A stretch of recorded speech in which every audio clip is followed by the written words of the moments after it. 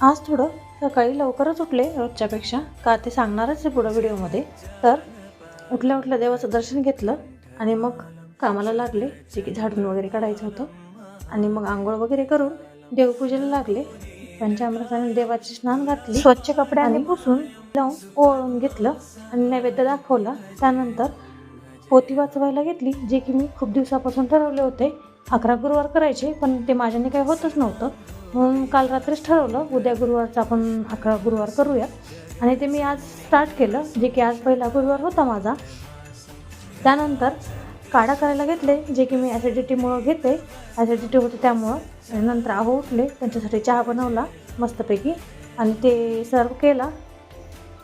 त्यानंतर टिफिनची तयारी करायची होती, ते मी केली, कारण आज उशीरच झाला होता पूजेसाठी वगैरे. म्हणून खिचडी करायला घेतली आणि 2 चिट्ट्या पोळी दिला, गॅस बंद केला आणि बघा खिचडी कशी झाली आहे ते. त्यानंतर मी आणि अर्चित केंद्राकडे निघालो, जे की स्वामींचं दर्शन घ्यावं म्हटलं. आणि बघा त्याची धावपळ किती असते. स्वामींना भेटायची गादी ठेवलेली आहे, त्याचं पण दर्शन घेतलं आणि थोडा वेळ बसून परत निघालो घराकडे जाण्यासाठी.